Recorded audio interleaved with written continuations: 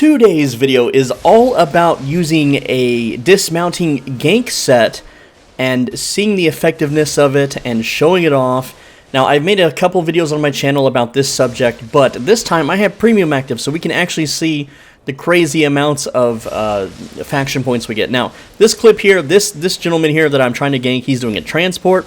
And you'll notice I wasn't really able to break his mount, so I had to switch my actual Q ability to the PvP one where you have to manually aim it. It does so much more damage, but let me just tell you, this clip you're seeing here, highly edited, it took me about 12 minutes to dismount this guy, chasing him across multiple zones, but I finally got him dismounted.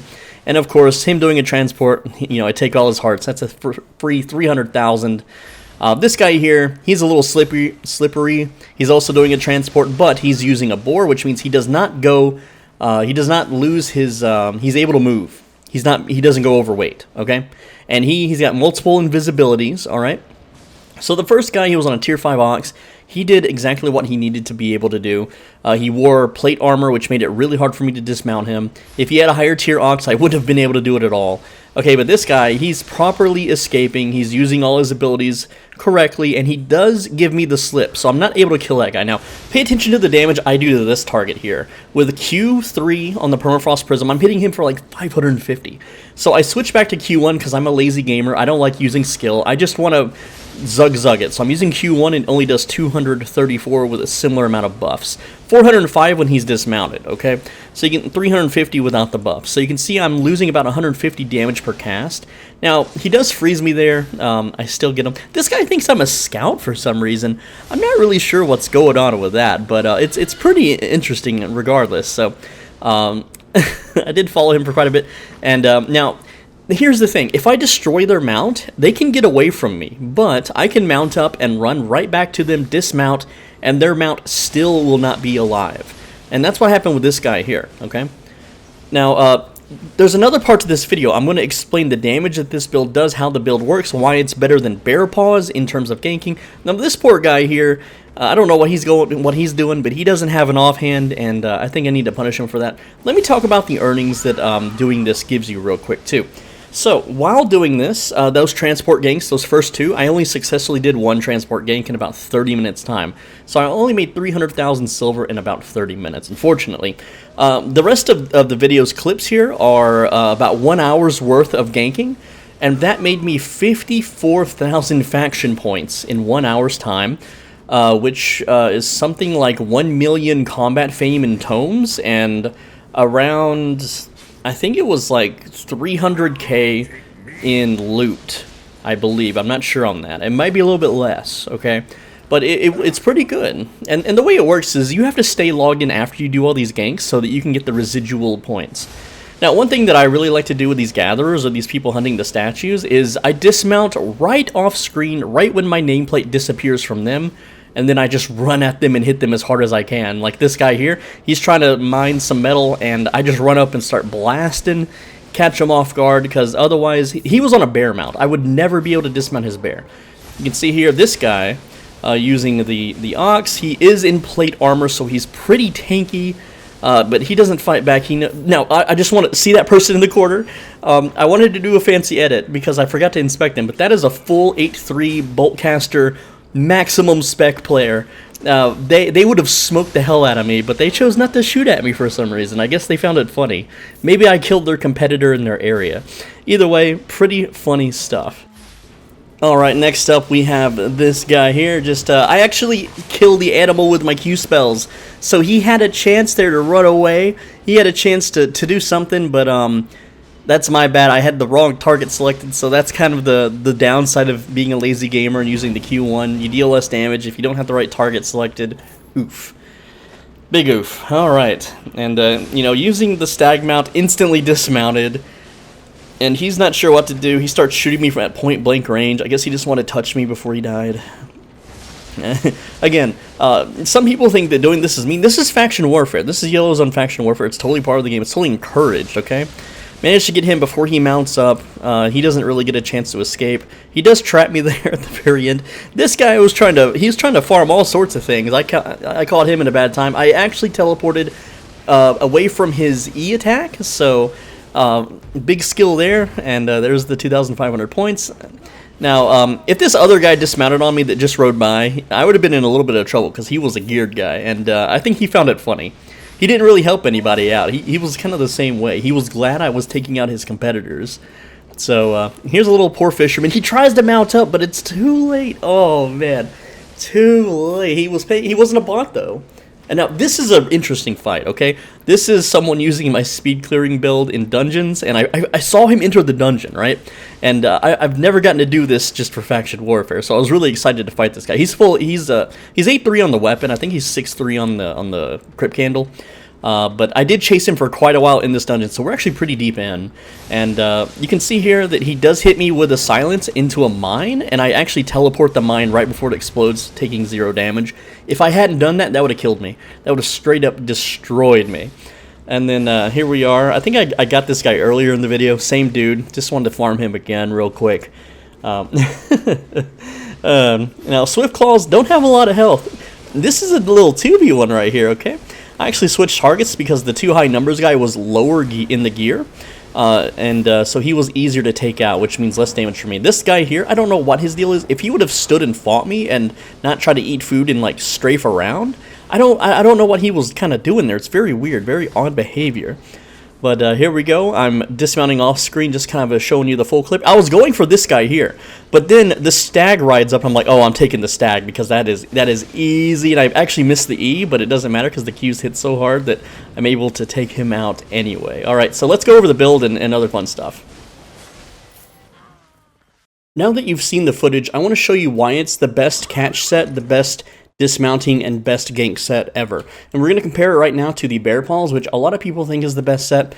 We're going to be using the adrenaline boost with the razor cut, and the way it works is we're going to be using the royal sandals to chase our pretend target, and once that runs out, we are going to jump forward and see our effective attack range. And to do that, we're going to do this on our island. I'm going to run directly this way, and we're going to see just how far ahead we can attack. Okay, so let's get started.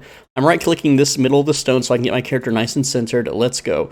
And we're going to run speed, and we're going to run past these 2 tables, and we're running, and when our run speed runs out, our run speed ran out right here before we get up this hill, and now we're just going to leap forward using our razor cut and see how far forward it attacks, okay? So, you can see here that we cut almost to this plant at the end of this planter, right?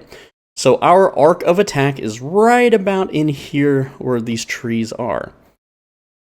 Alright, so this time we're going to do our test with the Permafrost Prism. We have the Frost Nova spells to teleport us forward. It does not teleport us as far as the jump attack of Bear Paws, but that is fine. We're going to center ourselves on the stone here, and let's begin running. And here we go. We're going to run through these little tables. We're going to continue running along. I clipped myself on the table a bit there and stop. So this is as far as we were able to run. Now we're going to go ahead and teleport forward as far as we can. There we go. So now how far forward can we cast with Ice Crystal? You can see here that I fully envelop the second planter with this spell, and I'm slightly touching the third planter, okay? And of course, when you have Scholar Jacket active, this thing casts near instantly, and there we go. So we can see that we have slightly more gankable range than the Bear Paws, okay? But what about damage? Alright, so for damage testing, we're going to be using 2 actual real in-game examples of how the combo works, alright? And also, we're going to be doing the same damage to these target dummies. Now, I do want to note that attacking mounted players, the Bear Paws will do slightly more because of true damage, and while attacking players with Ice Crystal will actually do less damage because players take less damage.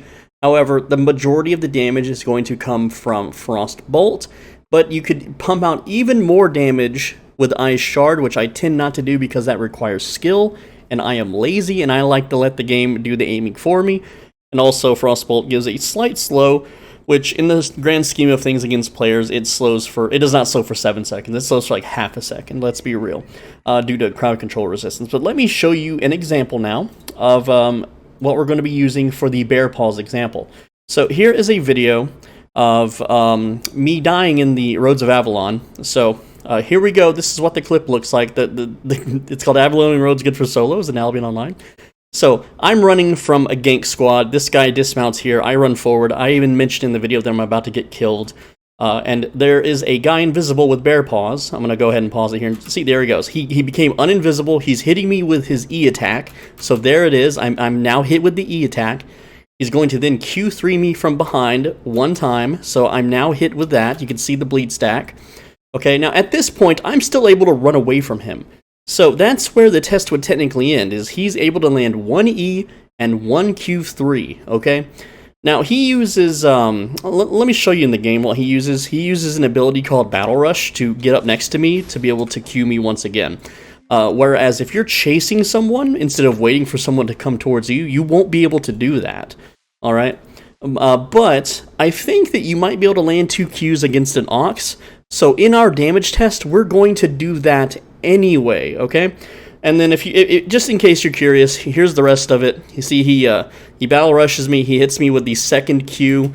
The bleeds and the true damage do dismount me here, which I'm just using a crappy horse. You can dismount the horse like in a few hits on the frost staff anyway.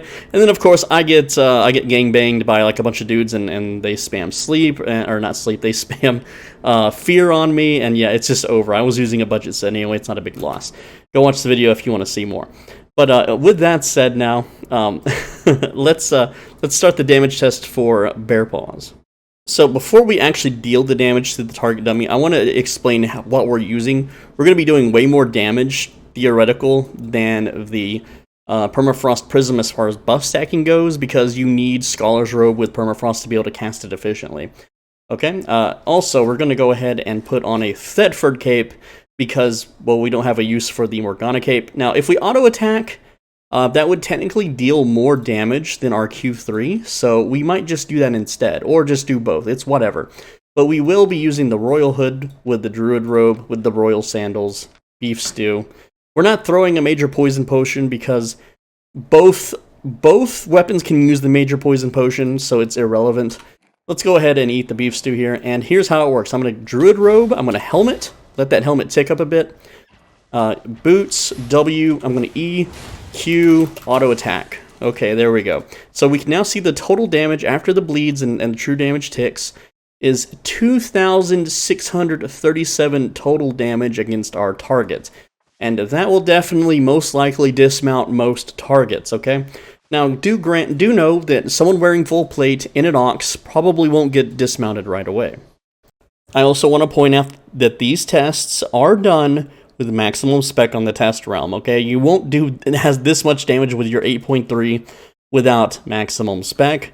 So again, this is just comparing them both at the same spec and power levels and quality levels.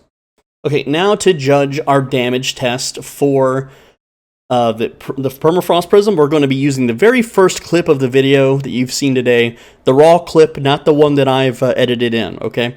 So here it is. I used the dismount ability on my mount so I can chase this guy who is, again, look at him, he's in full plate, and he has a tier 5 Ox, I believe. I think that's tier 5 Ox. Alright, so he's quite armored. He's a very armored boy. So we hit, let's see here, we hit the helmet, the boots, we hit the Scholar's Robe. We don't get a full charge. Okay, but let me just show you what's going on. We hit him with E, and we hit him with W. Okay. Now that's 1 Frostbolt, 2, 3, 4, 5, 6. 6 Frostbolts that we landed on him. And you can see his items right there. And so that's what we're going to be doing for our test. Alright, so we are going to make sure that we land the Frost Nova and 6 Frostbolts fully buffed up. We got the Beef Stew going. Let's go. That's 1, 2, 3, 4, 5.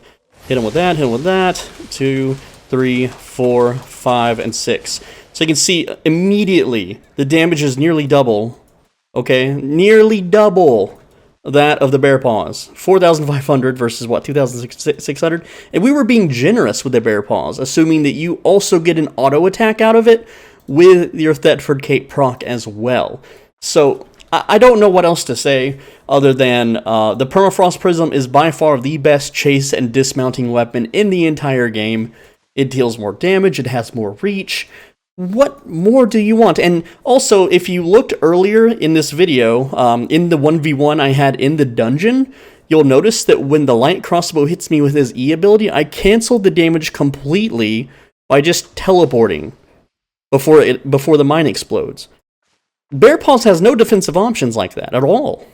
Like, there's Permafrost Prism is better in every regard for dismounting and just ganking in general. So I don't know what to say, guys. I'm Soul Benji. Thanks for watching. As always, be a bro and stay swole. Make sure you leave a like, leave a comment on someone else's comment. I read every single comment. I may not reply to every comment, but I do read every comment. So please make sure that you're subscribed so you don't miss tomorrow's video, because I got videos every day. Also, just to note that 4,600 damage, remember, against a player, you're doing slightly less, a little bit less, maybe, a couple hundred less, maybe 400. Even if you did 1,000 less damage, you're still doing more damage, and you have more reach. Guys, I don't know what else I can say other than make sure, if you can afford it, if you have lots of money to spare, click the thanks button down below and leave a monetary donation, okay?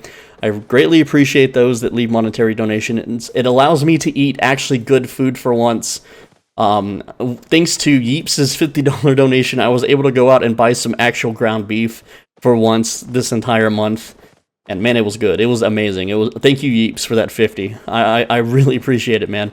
Also, if you want to become a channel member, it's $5 a month. Click the join button down below. You get access to private, more personal videos, which means that you can watch videos unavailable to the general public. And one of those videos I made is how to become a YouTuber, which, if you're an Albion YouTuber and you're kind of small, you're not too big, and you're actively making videos, you can always hit me up. I'll help you out anyway. I'll tell you what I know and how the algorithm works and what you're doing right and what you're doing wrong and all that kind of fun stuff. So don't be afraid of me. I don't know why people are like afraid of me, man. It's weird. With that said, I will see you in tomorrow's video. Thanks for watching this one. Thanks for hanging out with me today. This one did take a very long time to make. So I actually have to voice over the start now because I didn't record any voiceovers. So I'm gonna go do that now, and I will see you tomorrow. Make sure you're subscribed so you don't miss the video. Mwah, take care, lads.